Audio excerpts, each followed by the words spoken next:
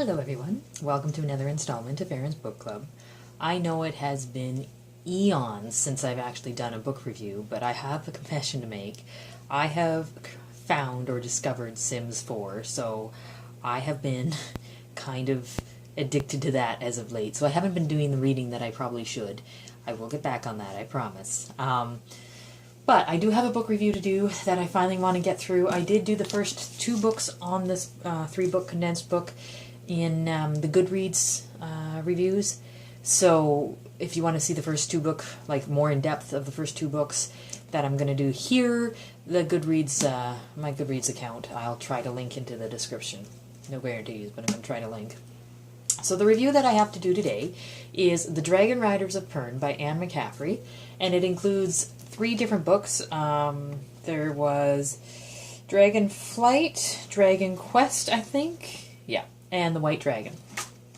And all 3 books are kind of intertwined into the first main story, and basically it's a story of the Dragonriders about 400 years in the future after the original settlers have landed and populated different areas of the planet, and the drama of that, and how they have now discovered the proof of the ancestors landing in a different continent throughout all of that.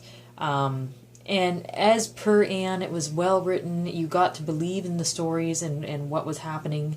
I really enjoyed every one of these books. The last book, though, The White Dragon, I read that, I think, years ago, and I was under the impression, spoiler, I guess, alert or not alert or whatever, if you haven't read the book, stop listening now, I'm going to spoil it for you.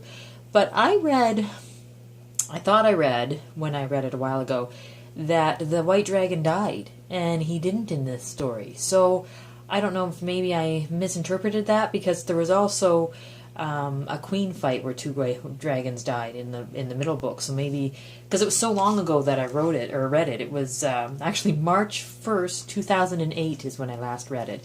So, you know, forgive my memory at that time. But a well-written book, the juxtaposition of major, massive, beautiful dragons being raised in a wire, I guess that's how you say it, and Jackson, the main character who bonded to the White Dragon, being raised in a hold and still being a lord holder, that being something very different that I really enjoyed. The digging into the past of the Dragonriders, like we dig into the ancient past of our ancestors, was something that was really enjoyable, and how she was able to incorporate devices that we think of as commonplace that they would think of as fascinating, like the microscope and the telescope were 2 very major things. The way she was able to mention how bad air was a problem, and how they would actually open up these unopened rooms for years, and the air was so bad that they would be toxic. Just little things like that that you don't really think about, that Anne seems to think about every time.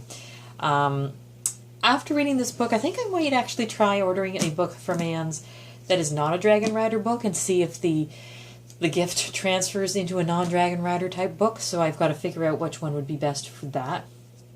But all in all, a really good book. I'm running out of juice on my phone, so I'm going to have to end it there. But if any of you guys are into the Dragonriders of Pern, let me know what you think about it, because I thoroughly enjoyed this book, and I think all 3 stories were really neat and interesting, and it would be a very good read.